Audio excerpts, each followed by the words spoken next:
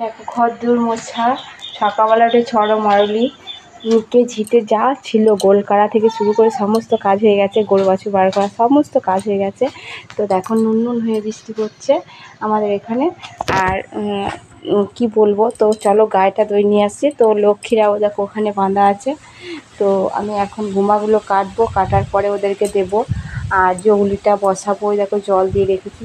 তো তোমার দাদা ভাইয়ের গাড়ির জন্য আমি জৌলিটা বসাতে পারছি না, তার কারণ যেখানে আখাটা আছে সেখানে গাড়িটা আছে দেখতে পাচ্ছ। তো বলে সবসময়তে পিঠ থাকে নাকি আগুন লেগে যাবে, তো তুমি ওইভাবে গাড়িটা থাকলে ওইখানে তুমি আঁকা জ্বালবে না। তো এই জন্য জ্বালতে পারিনি। তো সকালবেলা উঠে দেখো কাপড় জামা অনেকগুলো কেচেছি, তো মেলা হয়ে গেছে। ওই দেখো ও ভিতরে আমলাটাতেও আছে, কিন্তু বৃষ্টি পড়ছে এই জন্য আর মেলতে পারলাম না উঠোনে।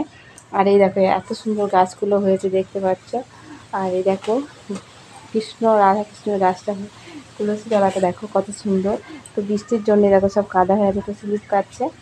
আর এই দেখো আমার পেয়ারা গাছটা কত সুন্দর হয়েছে জল পেয়ে, তো পেয়ারাও ধরেছে।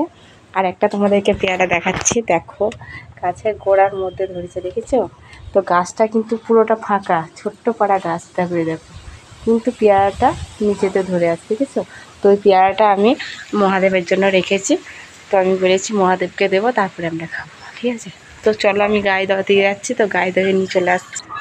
তো এই দেখো নিয়ে চলে এসেছি, দেখতে পাচ্ছ? আর এই দেখো এগুলোর অবস্থা দেখেছো? তার কারণ প্রচণ্ড মশা, মাছিতে কী কামড়টাই না দিচ্ছিলো। তো এইভাবে আমি এইরকম করেছি, মানে দুধ হাতেই, তো এই জন্য এগুলো লেগেছে। অবস্থাটা দেখো আমার। তো এই দুধটা কিন্তু আমি একাই দই। তো চলো মুখটা ধুয়ে আসি, হাতটা ধুয়ে নিই একটু। তো প্রচণ্ড ওইগুলো মাছি বসছিলো আর কি, তো এরকম ইয়ে করছিলাম, তো এই জন্য লেগে গেছে দুধের ফ্যান। তো মাছির কামড় কি বলবো, মানুষকে দিলে এত যন্ত্রণা করছে, তাহলে ওরা তো পশু, ওদের বুঝতে পারে না, ওদেরকে সারাদিনটা তো এরকম করেই কামড়টা দেয়। তো আমি ভাবছি অবাক কাণ্ড, সত্যি কথা।